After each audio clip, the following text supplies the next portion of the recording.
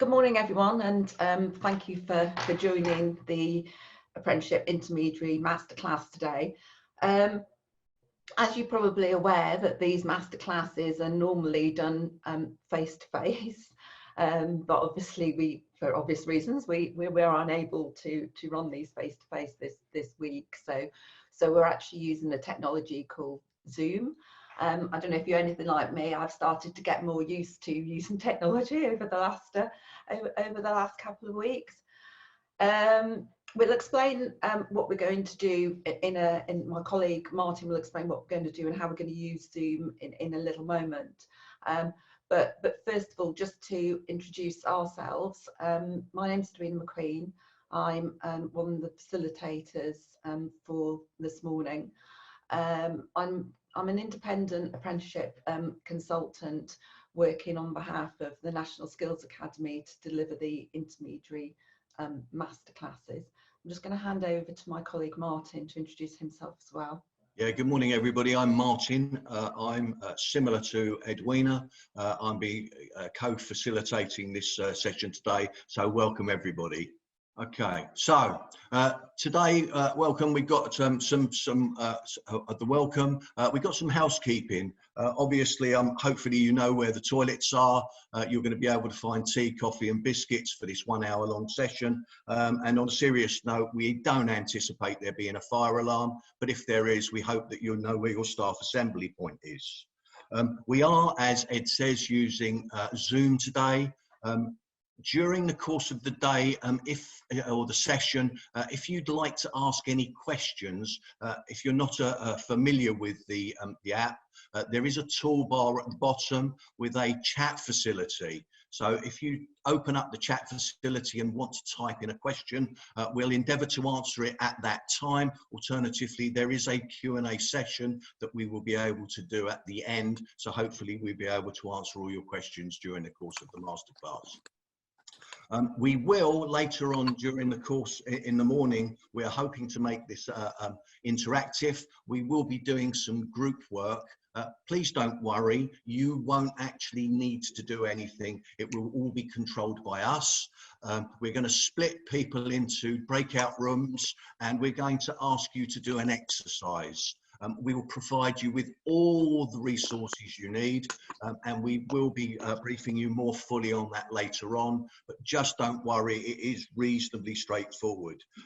We will be looking to download something called the toolkit, which we'll be talking about later on. It is correct as of now, it's accurate, but it is still subject to change, and we would ask you not to actually distribute it at this stage. We are expecting it to go live on something called the micro site very shortly. So over to Ed. Thank you very much. Okay, so I'm just going to run through the aims of the masterclass this morning. So the aim of the masterclass is to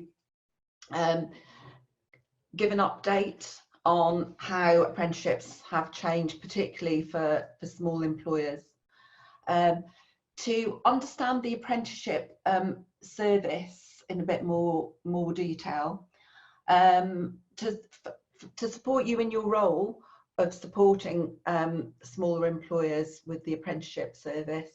We're going to talk a little bit about the return on investment and the benefits of apprenticeships. And as Martyn said, we're going to spend some time in some Zoom rooms looking at the toolkit, really getting inside the toolkit that has been designed to support intermediaries with their conversations with their small employers. So we'll spend quite a bit of time, well, probably about 15 minutes looking at that. But before we start, I just wanted to remind everybody about the apprenticeship journey so far. So the apprenticeship journey started with Doug Richards' review in 2012, where Doug Richards outlined a number of objectives, but I'm just going to talk about 4 of the main objectives that he highlighted. the first objective was that employers should be in the driving seat for apprenticeships. That's all employers in the driving seat. And as a result of that, in 2012, soon after the report was issued, a number of trailblazer groups were actually set up with large and small employers to start developing the new apprenticeship standards. Employers had a free rein in those groups to decide what they wanted the standard to look like.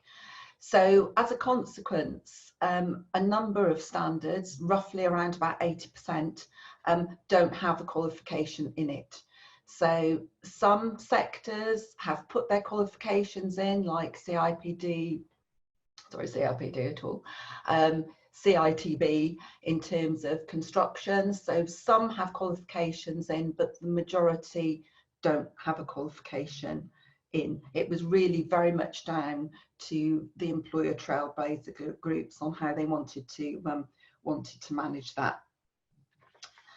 The other key objective that Doug Richards actually talked about was that apprenticeships were real jobs. They weren't something you were just doing as a training program, although it is a training program. It was about, you had to have a real job to go into an apprenticeship program. And therefore the standards were designed around job roles. And there's approximately just over 550 apprenticeship standards that are live currently, and there's more being developed. There's around about 600 on the Institute for Apprenticeships website at the moment.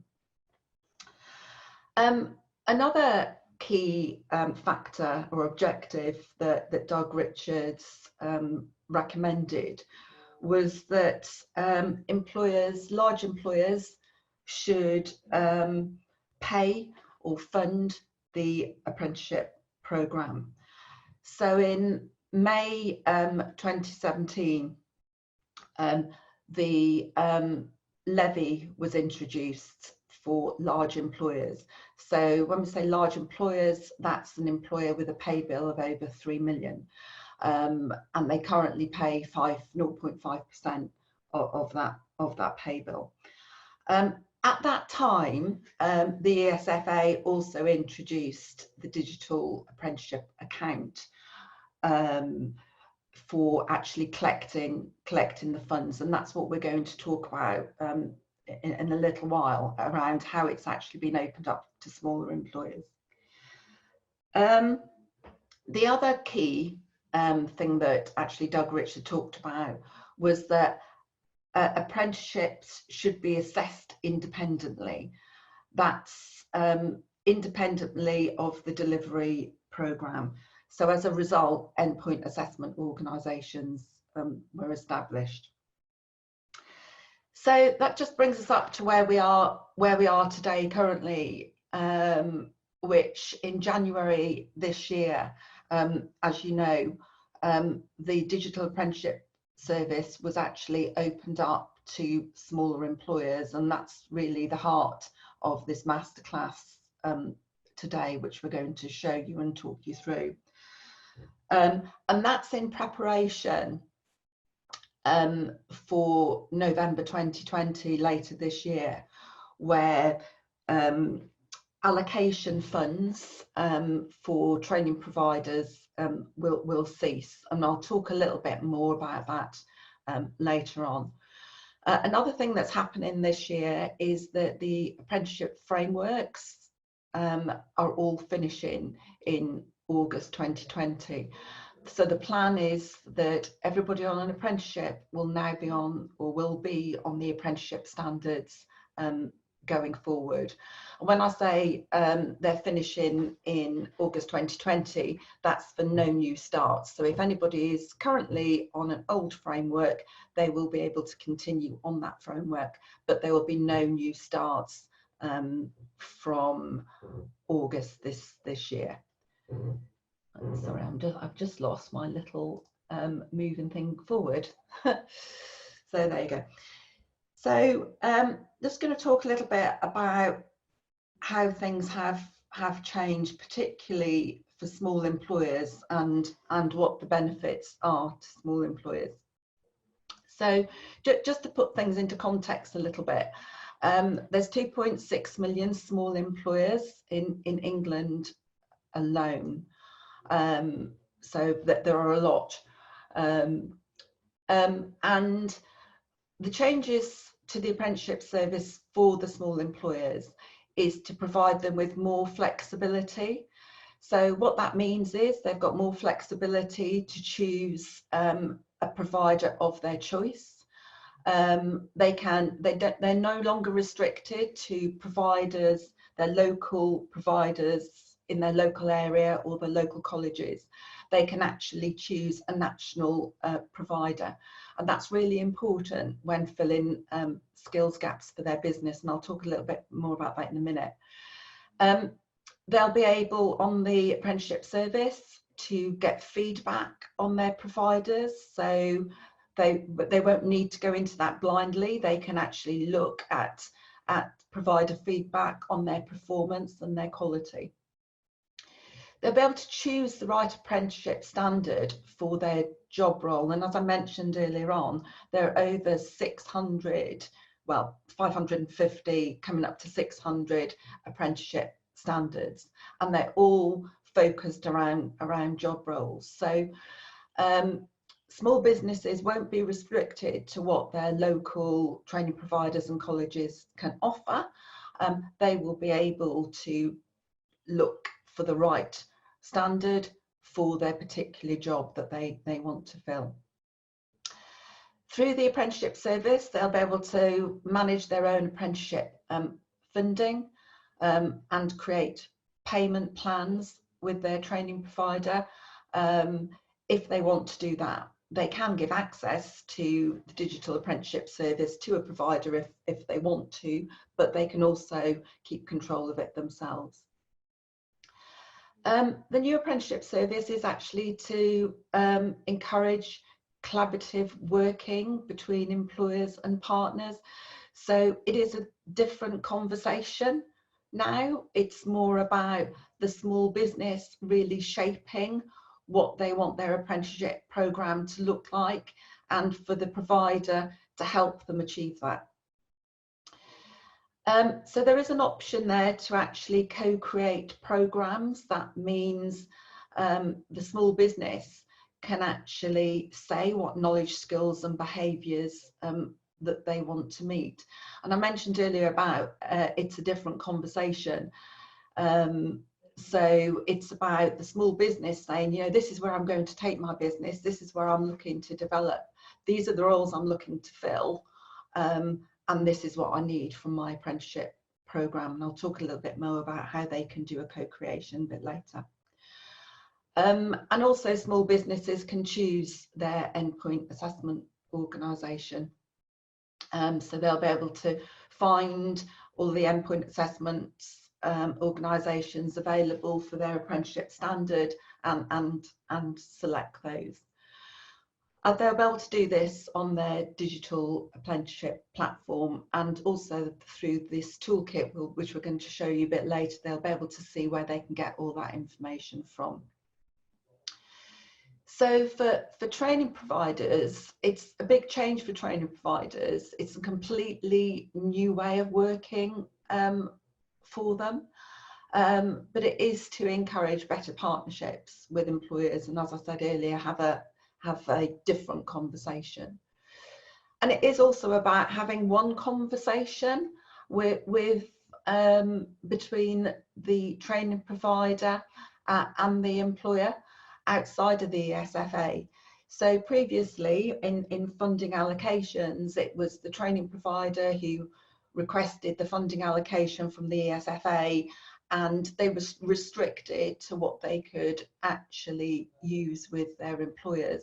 But now the ESFA isn't involved in that conversation.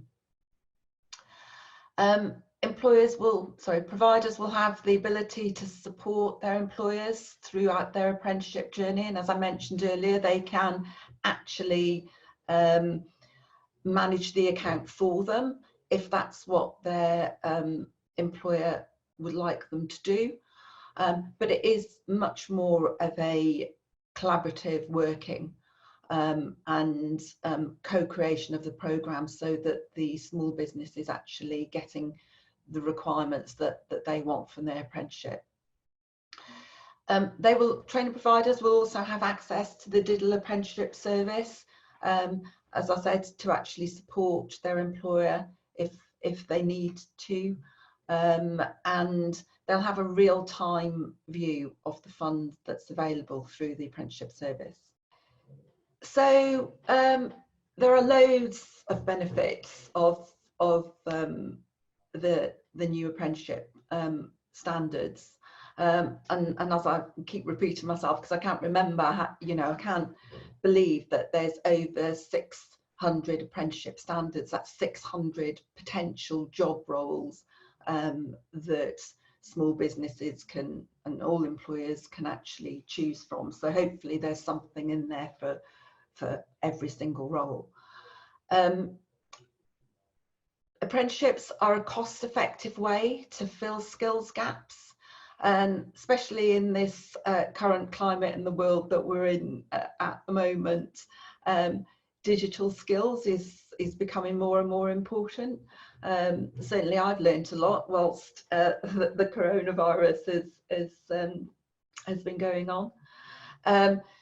So things like digital marketing, there are lots of different digital standards, but I'll just put one there that's an example of something that small businesses might look to fill. How can they make their business more digital?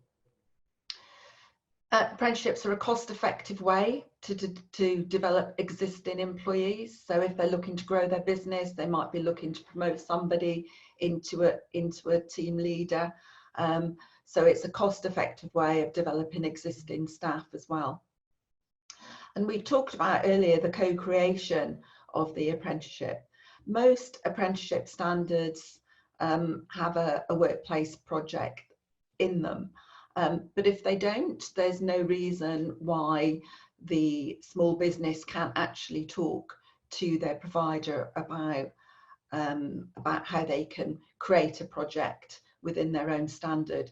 And things that they might look to do on this is they might be looking to drive their business growth. They might be looking to expand internationally. They might be looking to drive process improvements in their business or introduce efficiency savings.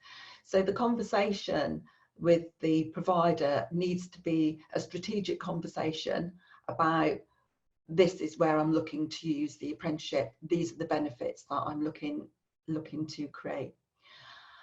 And also another benefit of apprenticeships is employer loyalty, leading to staff retention and reduced absence.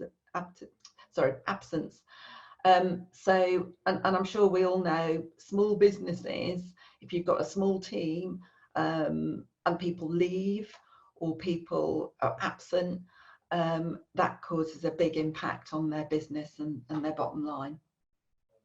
And there's some information in the toolkit later about more about benefits to apprenticeships. Okay, so I mentioned earlier on that November 2020 is quite a key date. So from January this year to November 2020, that's the time where we're actually transitioning smaller employers to the new apprenticeship service. And the reason why November 2020 is a key date is that's when the funding allocation finishes for providers. So everything will be going via the apprenticeship service.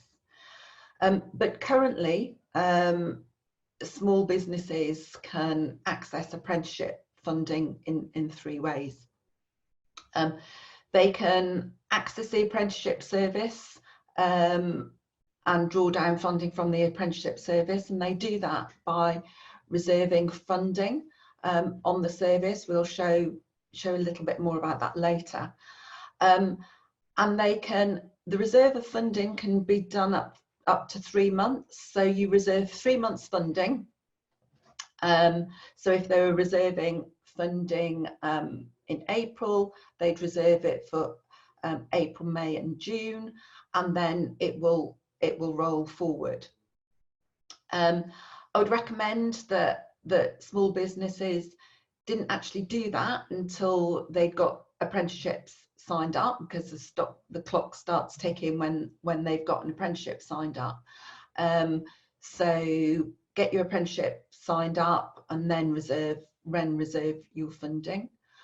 And currently they can reserve funding in this way using the apprenticeship service for a maximum of 3 apprenticeships. And the reason why there's a maximum of 3 apprenticeships at this moment is because it's a pilot and it's controlling it going forward. Hopefully that will be opened up, but at the moment it's for 3 apprenticeships. However, if they want to take on more than 3 apprenticeships, that doesn't say that they can't do that. They've still got the option of accessing the apprenticeship levy to transfer funds from a larger employer. So I would certainly encourage that small businesses start to talk about some large employers, or to talk to, should I say, some of the large employers that they're working with, because large numbers of large levy paying employers haven't used all of their funding, and now they will be able, through the apprenticeship service, any unused funds, they will be able to transfer it direct to the small employer.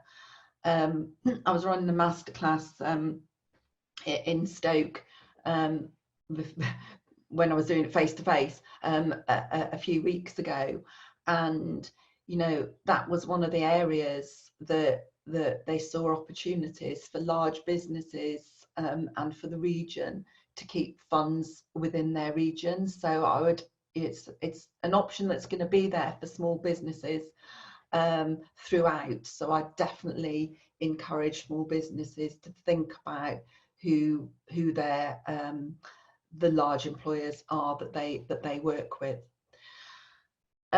And up until November 2020, small businesses will still be able to access unused funds through providers, so long as they've actually got them. So I'm talking here about the funding allocations. So if local providers have unused funding allocation, they will be able to access that as well.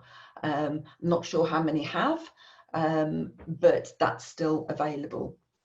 So they could take on 5 apprenticeships if they wanted to. They could take on three via the apprenticeship service, one by the transfer of levy funds, and another one through the traditional allocation method, provided there is funding available.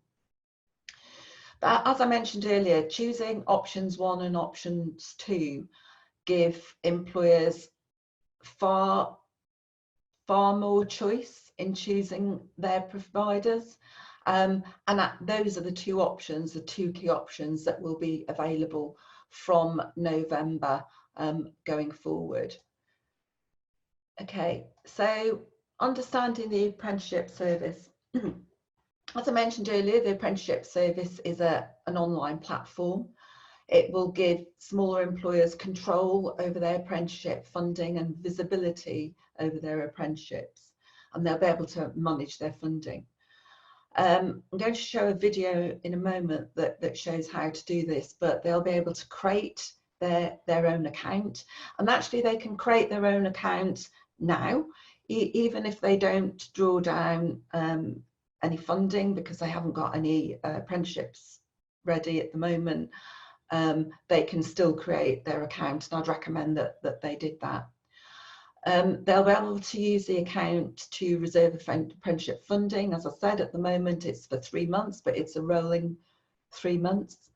If they've spoken to a large employer, somebody that they work closely with, and they've got any unused levy funds, they can accept the transfers from them into their account. They can choose their providers through the account and see how they're performing, and they can get feedback from other employers on a provider, and they'll be able to choose their apprenticeship standard, add their apprenticeships, and pay their apprenticeship provider.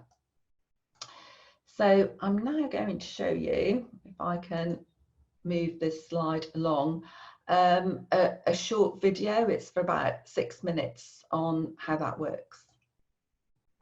And I'm going to turn it up. Welcome to this video taking you through the process for registering an apprenticeship service account.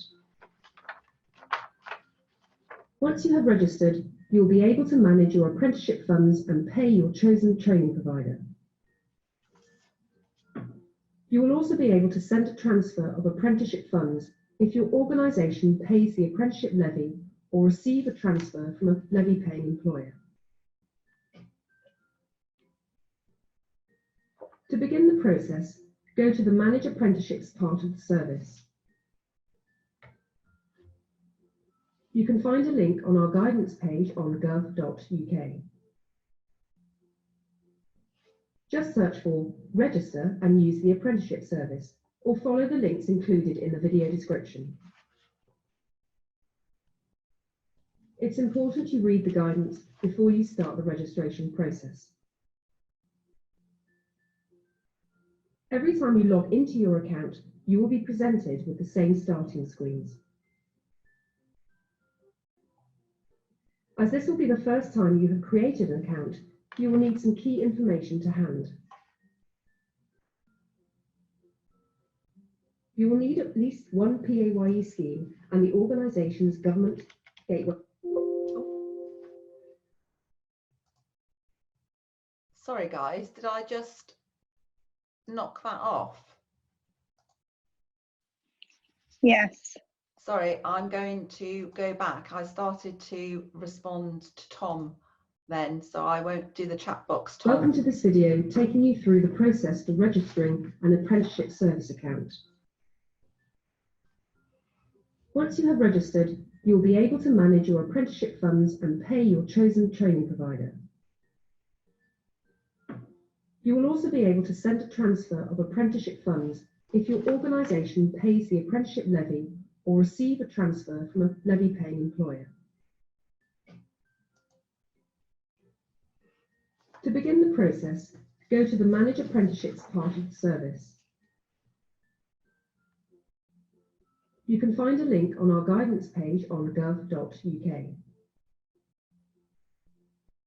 Just search for Register and use the apprenticeship service, or follow the links included in the video description. It's important you read the guidance before you start the registration process. Every time you log into your account, you will be presented with the same starting screens. As this will be the first time you have created an account, you will need some key information to hand. You will need at least one PAYE scheme and the organisation's government gateway ID and password for that scheme. For more detail on the gateway ID and the information you need to register, view our other video titled What You Need to Set Up an Apprenticeship Service Account. Firstly, you need to register as a user. Don't worry, you can add more users and change the levels of access to your account once you have set it up. Enter your name, email address, and create a password. A verification code will then be sent to you by email. Enter the code to confirm your identity and continue. Next, you'll be asked to register your organisation. The details you enter must match the information on any contract you have with your training provider. your connected organisations that enter into a contract for apprenticeship training needs to be added to your account. You can add connected organisations to the apprenticeship account once you have set it up. Enter your company's house number, charity number, or do a search by inserting your organisation's legal name. If your organisation is displayed on the screen, click on your name, then confirm your details. If you can't see your organisation's name, you can enter the details manually by selecting this option, which you can find at the end of the search results. Enter your organisation's name and postcode, then select your address. If your address is not displayed, you can enter it by filling in the relevant fields. Check the details are correct before you continue. You will then need to add a PAYE scheme. Using your organisation's government gateway details, you'll be asked to grant authority for your tax details to be used.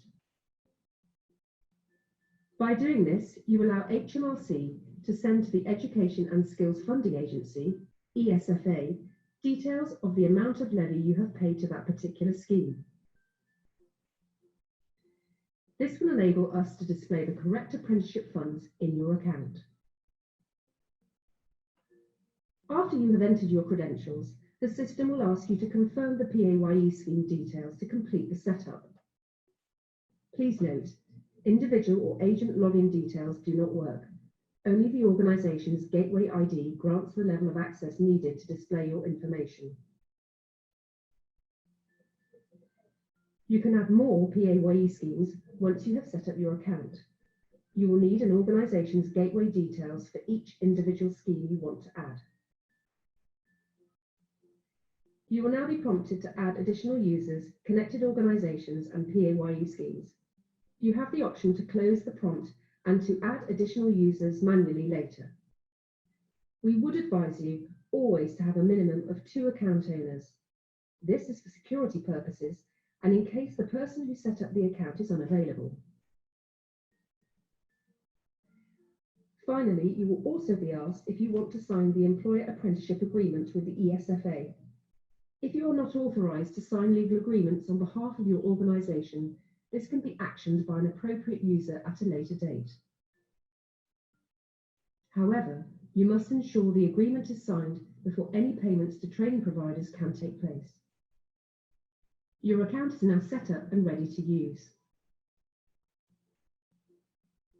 You can start to add additional details, including adding your apprentices and setting up payments with your chosen training providers. As I mentioned at the start of the video, please also read our guidance called Register and Use the Apprenticeship Service on gov.uk. It provides simple instructions and additional supporting information on how to register and use your account. If you experience any issues when registering or you have any questions, contact the National Apprenticeship Service for advice on 08000 150 600. To keep up to date with the latest news about the Apprenticeship Service, read our blog and follow us on Twitter. Also, check out our Education and Skills Funding Agency YouTube page for additional support videos. Many thanks for listening. Okay. Well, sorry about that. I went to answer a question and the technology turned off, so sorry about that. But I'll just quickly mention a couple of things in the video. The video talked about connecting organisations. Connecting organisations are when a business has got a number of sites.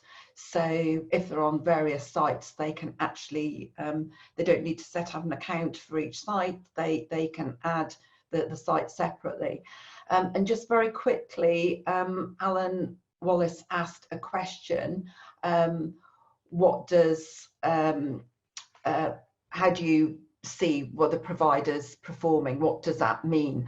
So you'll be able to check, all providers are measured through Ofsted, their Ofsted requirements, so you'll be able to check what their quality is like. You'll also be able to check what other employers have said about them, so you'll be able to check their performance of delivering apprenticeships.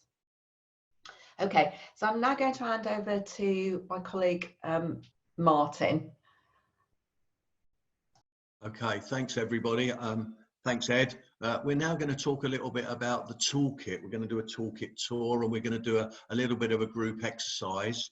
The toolkit, as I said earlier on, is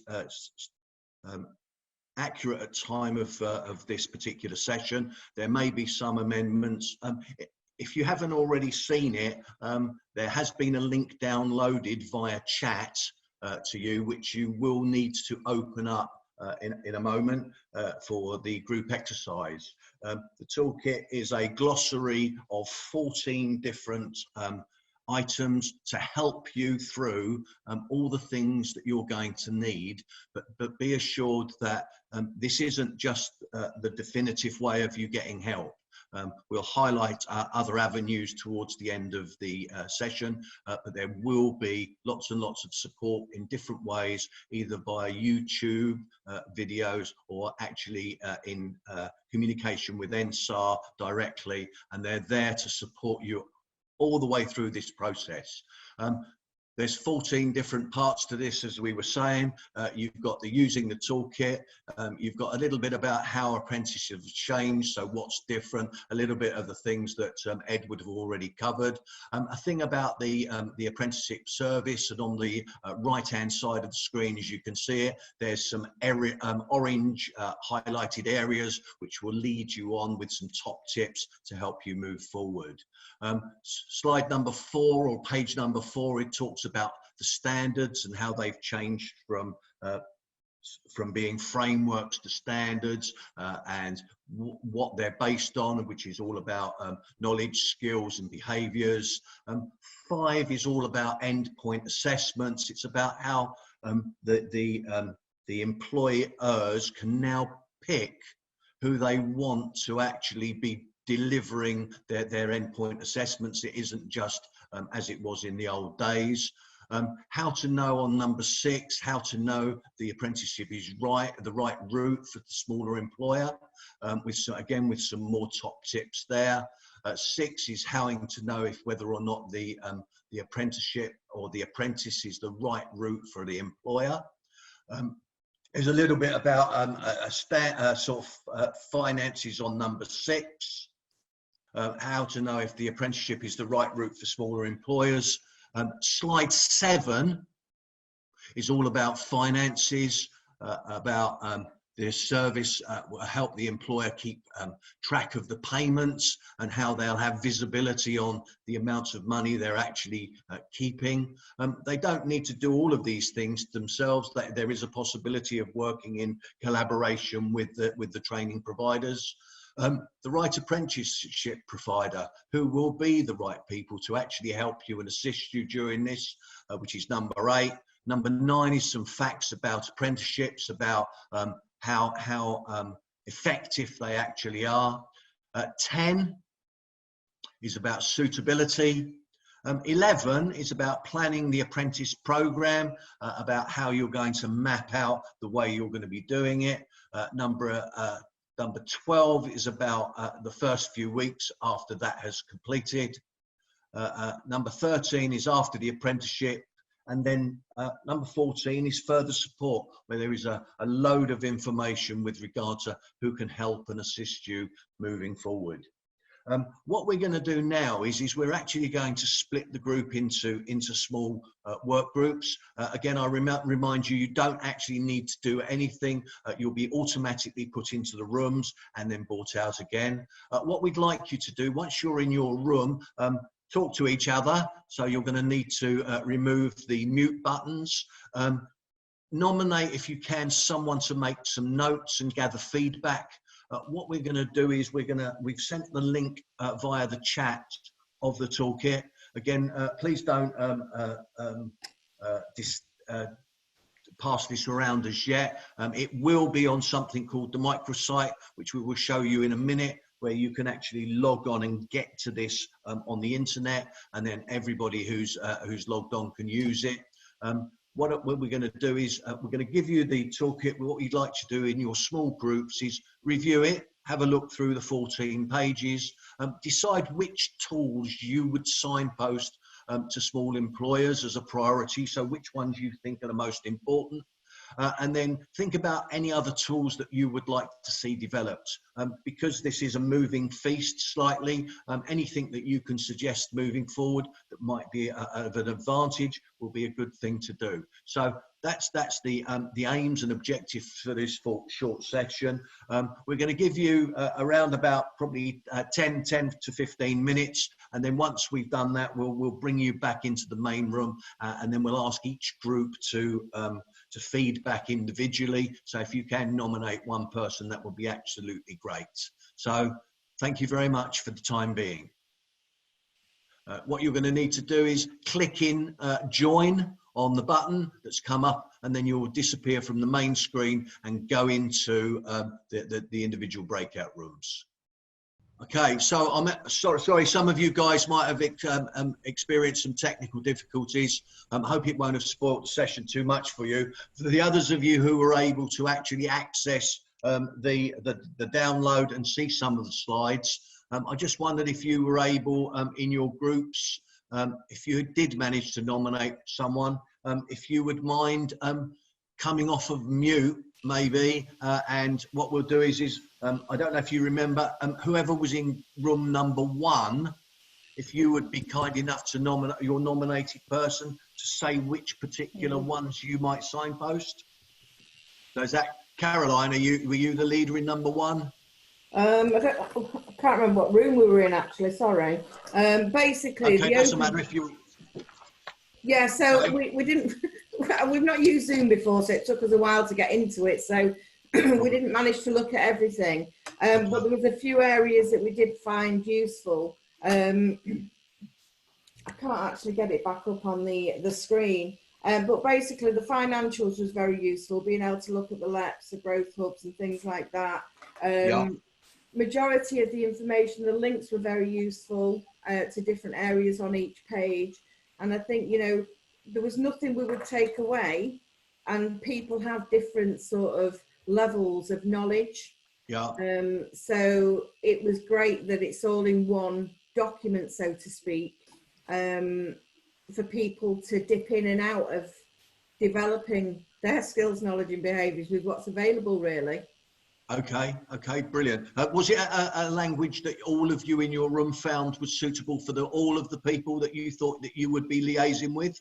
Definitely for myself, yeah. Okay, lovely. Thank you very much, Caroline. Okay. Could someone else from one of the other rooms sort of like any other points other than the links and the financials from the next room? I think we felt there was a lot of detail there, but the start point, which has to be about the job role, didn't really seem to be covered, and how you understand your job role and then navigate finding a standard. Because the standards all have very strange titles, and if you get that first bit wrong, then the rest of it doesn't really follow. Okay, so just forgive me, just to clarify, what you're saying is the actual link between what the job role is and what the standards that would equate to those particular job roles you felt were missing? Yes. Okay, lovely. Okay, was there any positive sides that you thought that you liked, or did you not get a chance to have a look all the way through? We didn't get a chance to look all the way through. Okay, fair enough. Okay, Helen, thank you very much for that. Next person, please. Christina, were you going to say something? Oh no, so I think I was in Helen's group, so she kind of reiterated what we really talked about. We ran out of time because we had technical issues, but I think, you know, also, I think there also needs to perhaps be some guidance. This is the thought that I thought that my train of thought I lost, Helen, was basically the communication between linking up with employer levies. I think there needs to be kind of more information as regards to the whole concept of the levy and how it works, because non-levy payers won't necessarily understand that. They won't necessarily have the time, so there really needs to be a very kind of a simple crib sheet for employers to be able to refer to, because certainly SMEs, micro businesses with less than 10 employees, they haven't got the time to navigate through complex government websites. They want something quick and easy to be able to then understand. And I think in my experience, a lot of employers don't necessarily, still don't quite get how the apprenticeship funding works. They get very confused. And also then how do they go about forging links with larger levy payers, and how does that kind of relationship? And I think there needs to be a lot more guidance for SMEs to be able to then look at that option and that route, to be able to then establish that pathway. Okay, lovely. Thank you very much. So Alex, you've got a thumb up there. Yeah, I think she was it Wendy or the lady? Sorry, I didn't get your name. I think it sums it up quite nicely, really, because a lot of our smaller companies that we particularly deal with will not understand the complexness of accessing the levy for the underspend. So I think exactly that crib sheet, to put it more in the sort of simplicity, would be very, very useful. Okay, lovely. Thank you very much, Alex. Anybody else? Our group really talked about, again, we looked at the small micro businesses and how they would struggle. One with the understanding of it, maybe accessing some of the technology, and the time, how time consuming it was. Somebody had already used the virtual Teams training and found that really clear and straightforward. We also said there would be a lot of our, training of our own staff. They're going to have to go out and maybe explain to these small employers. We asked the question, could there be permissions for the training provider to complete on behalf of some of the small employers? That might be something that's looked at in the future. We also discussed the feasibility of hosting workshops, breakfast workshops for small employers to engage, and for us to assist them in completing that initial registration as well. We also discussed how, has it been tested with really small micro organisations, particularly, where you've got just one apprentice working with one person, how have they found it previously as well? One of the positives is maybe that the employers have more choice if they get to understand the complexities of that system. I'm sorry, Liz, did you say they have a larger voice? So they'll have more choice. Lovely, thank you, sorry. Yes, brilliant. Okay. I mean, there is a section later on where we talk about sort of like maybe what other things and a call to arms. So maybe that'll cover off hopefully some of those things. Was there anybody else who had anything they would like to add? Okay, thank you ever so much for participating in that exercise. I am sorry that some of the technical aspects and may not have worked as well as we'd hoped, but I think we got some valuable stuff back from there. What we're going to do now is I'm just going to pass over to Ed, who's going to take on from this point forward. Okay, so these were some of the orange highlights of the toolkit that people have told us that were really useful for them. But just moving on to your role really, and I'll pick up some of those questions that were asked and that raised in the group session. So as I mentioned, the intermediary service was actually our role, and your role as intermediaries is to actually prepare small businesses for this. So sorry, I can't remember who mentioned that earlier, but But this is the whole part of the reason why we're doing the intermediary service, to actually start spreading the message to smaller employers. And the SFA funded NSAR to actually deliver this support and deliver the tools, which you will have access to on the microsite. So far, we've actually engaged with 366 intermediaries, 56 employers. We've run 43 and increasing intermediary classes, 4 provider classes, and 5 intermediary webinars. So the role of the intermediary, so your role is about advocating apprenticeships to small employers, and actually helping small employers understand the business case for apprenticeships, and helping them make their programme employer-led. Now, this, we understand, you know, this is new. The apprenticeship service only actually launched in January. It's about having a different conversation, and we will all be learning. So we don't underestimate the amount of activity that has to go on in your particular area, and the role of an intermediary. And on some of the workshops that we were running, we had an activity around, you know, what would you do in your region. So people were actually given examples like social media, putting information out there for smaller employers. But we have put a load of support to help you. So the microsite is available. The toolkit will be on the microsite as soon as it's signed off by the ESFA, but you can actually log on to the microsite now and register on there, and you will get a number of videos, different information on there.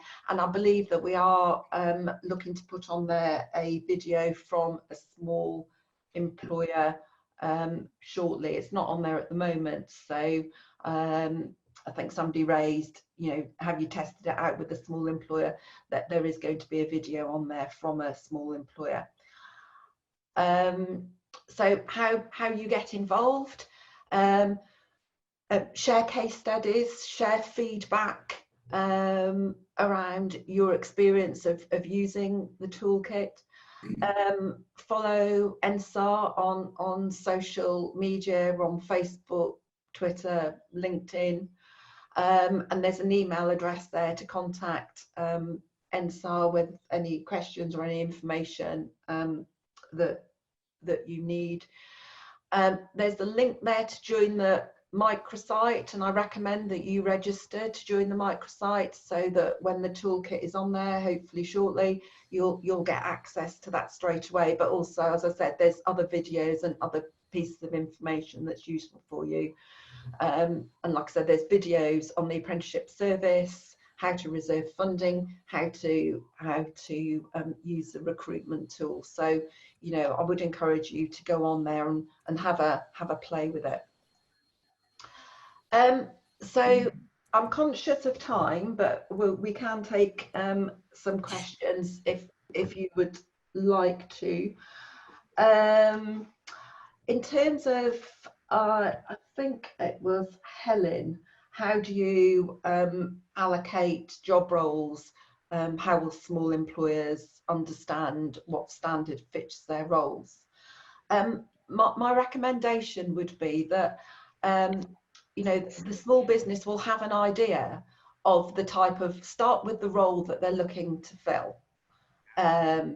If they're looking to fill a marketing role or a digital role or a customer service or business admin role, whatever role it is they're looking to fill, and use that as a basis. There is a link on the toolkit to the Institute for Apprenticeships standards, and you can actually use that, put a keyword in, and the number of standards would come up.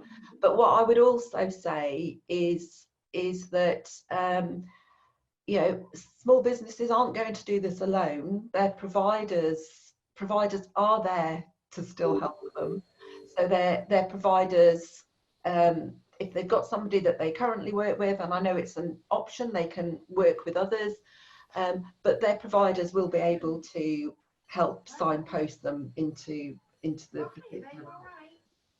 Just to say again, you know, this is completely new, so, and we don't underestimate that. So it is going to take some time, but it is about having a different type of conversation with some small businesses.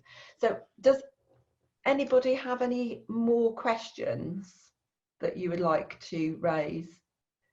Oh, there's a couple here. How do vacancies get advertised? That's from Jodie. Is this still the provider, or do the employers do that? Vacancies can be advertised through the national, and should actually be advertised, always been advertised through the National Apprenticeship Service website. So they'll be able to advertise on the website. They can also still advertise with their training provider, but they can also advertise themselves for their apprenticeship programme. Another question here about will this not reduce the amount of training providers deliver in your area, as currently many standards, however no training provider delivers locally? How will that be overcome?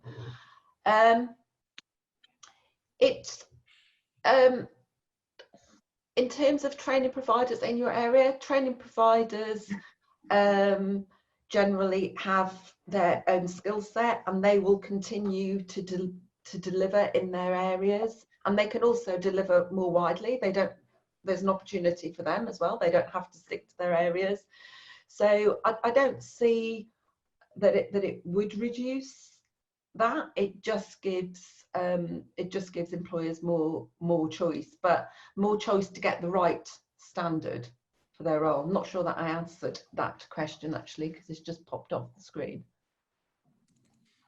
Yeah, so there are many standards, but however there are no training providers to deliver locally. No. How will this be overcome? There are plenty of national providers around, so they will be able to see the national providers. There is a link in the toolkit which will an employer can actually, or you as an intermediary can go in, actually type the apprenticeship standard in, and it will search for national as well as local providers that can deliver those standards. I mean, just before we finish, just to say that if you could provide us some feedback, Tom's just sent a link to download, and if you can send that to the NSAR email address, which I'll put back on here, that would be great. And thank you as well for being our first cohort going through Zoom. And sorry for some of the technical issues, but you know, hopefully it was of benefit for you.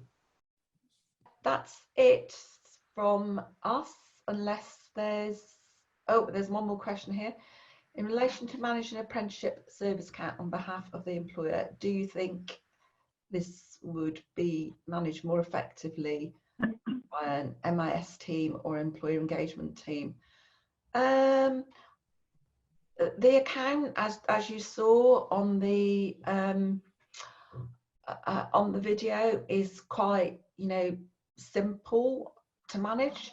Okay, the employers will have to play around with it and have to have a go at it, but they can actually decide whoever they want to manage the account for them.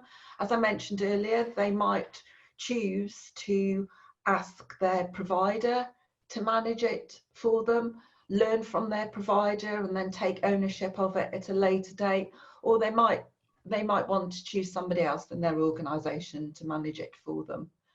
That the choice is theirs, basically. Okay, so if there's no more questions, and we've run over slightly, so sorry about that. But if there's no more questions, I think we're done, unless Martyn or Tom, you want to say anything else? I just wanted to say thank you very much for taking part today. I hope you found it valuable, and it would be really good if you could fill in the feedback forms that Tom has sent via the chat link again, just to help us sort of like moving forward. So thanks very much, everybody, and stay safe in this horrible time.